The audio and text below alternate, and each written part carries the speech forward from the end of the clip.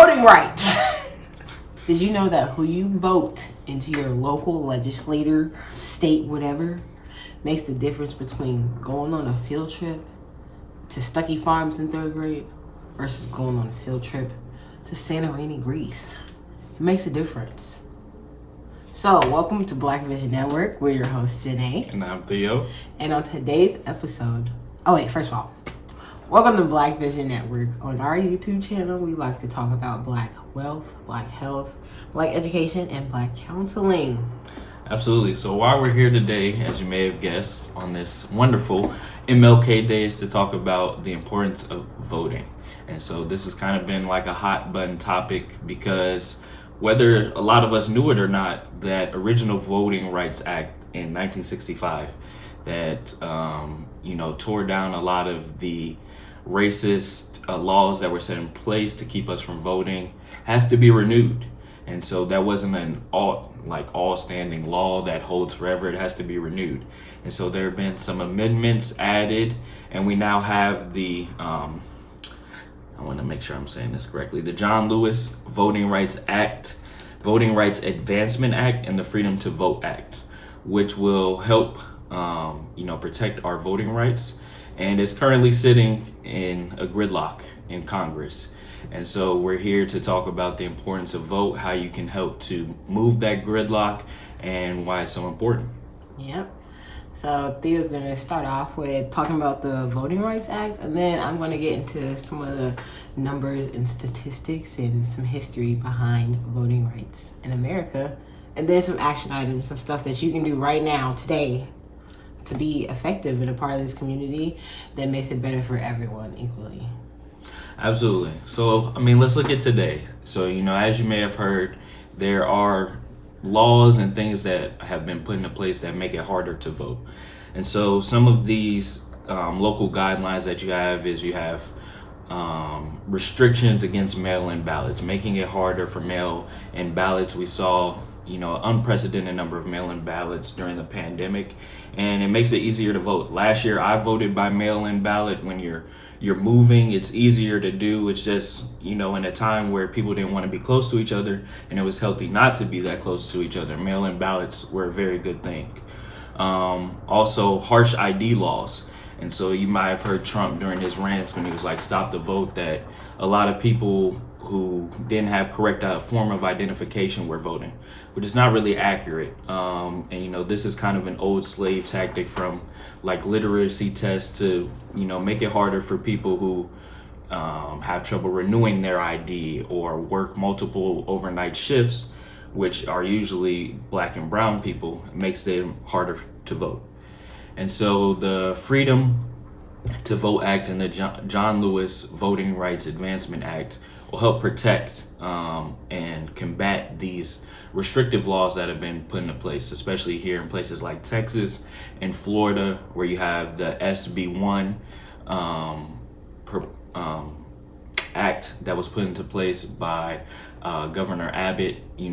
Those bills are going to help serve as a countermeasure to make it easier for us to vote.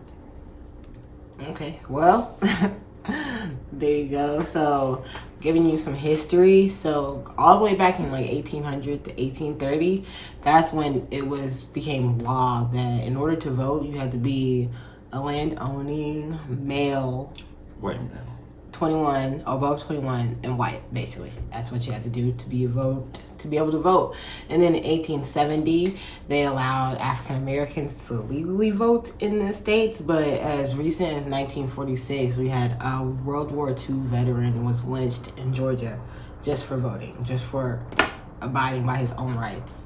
And so even in 1920, that's when women became able to vote. And at first, women weren't interested, but more recently, women have been showing up a lot more. Well, not a lot more. There's been there's a lot of gaps within voting, and in women tend to show up more now than they used to, and they're outperforming more than men.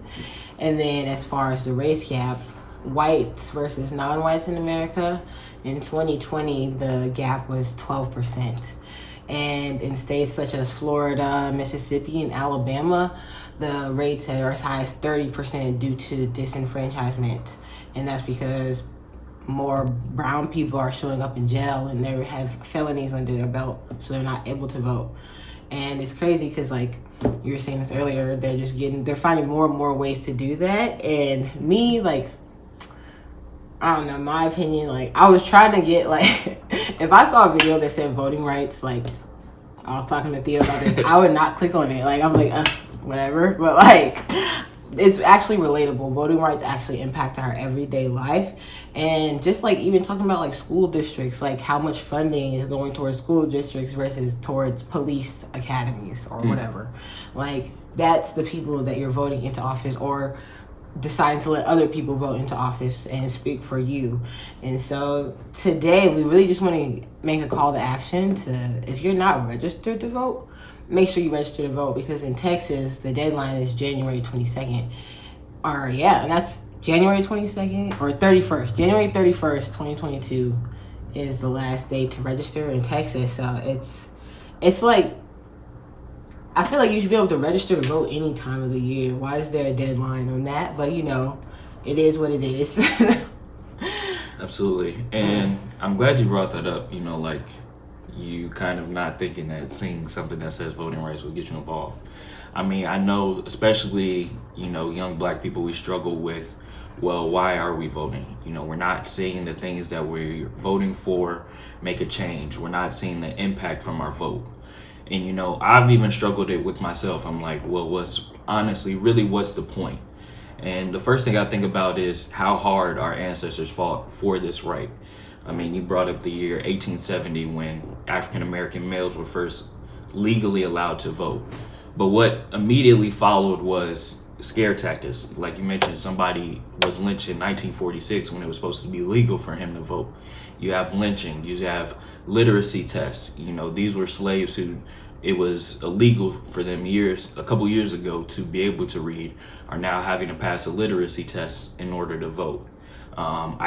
ID laws, these again were slaves who did not have any legal identification, any papers or things of that nature. And so that's something that we had to overcome in order to be able to vote. We're still fighting those type of laws to this day. And so I think about, first, they wouldn't try to make it that hard to vote if it didn't have an impact. There has to be a reason that, they're putting up this blockades. It's not easy in this time of day as it was before. So there has to be a reason that they don't want us to vote. And so, I know a lot of us struggle and think there are other alternatives. I want to argue that, you can be just as much as down for defunding the police as you are about fighting for voting rights. All of these things, however little, are going to go to helping us progress further. And so we need all of those components in order to work together. Yeah, definitely. And just looking at some statistics around voting rights, I like to share some inverses and some direct correlations. Like, they say the more money you make, the more high chance you are of voting. So why not reverse that? Like, heighten your chance of making more money and start voting. Because, like, when you know more about the laws around making money and legislation in your state, you can work around it. You can work with the system. And then it says the more educated you are, the more likely you are to vote. The older you are, the more likely you are to vote. Women are more likely than men, but that really doesn't matter. And then just like all the races that are non-white are voting less. And I think it revolves around not really knowing how much of an impact it makes. And we are blessed to be able to live in a place where we can share our thoughts on the World Wide Web, and millions of people can watch this video. And like, it's crazy that we have access to this information that we would not have had access to if we were born 100 years ago. And so we might as well, take the blessings that we have and share it with people that aren't so fortunate as us. And so we're just calling to action that you guys just Google like state, like the state you're in. Maybe you're in Indiana voting dates. Google it, make sure you're registered, and go do something about it. Like, that's something you can check off your list. Like, it's not gonna be, it's like, did you do it? Yes or no? And yeah, I want everybody to say yes, because voting is actually important. Like, even like for women, like, why are men making the decisions about whether we have an abortion or not? Like, why are they making decisions for your body? So go vote for somebody that allows you to make your own decisions for your body, and make the decision now to be free later. Absolutely. And so that's what we really want to come here to do. We also want to give you the information because it would be, inconsiderate for us to just say, those who have been purposely disenfranchised and kept from voting, kept from this information, like the knowledge of these dates, even just for example. That's why we want to come on here and give you that information, because we know that, it's purposely made hard for you to vote by the color of your skin, by the type of job you work, type of income you have, your access to this important information. So please, share this information, and, even if you feel that it may not be doing anything, take some time to develop an opinion for yourself.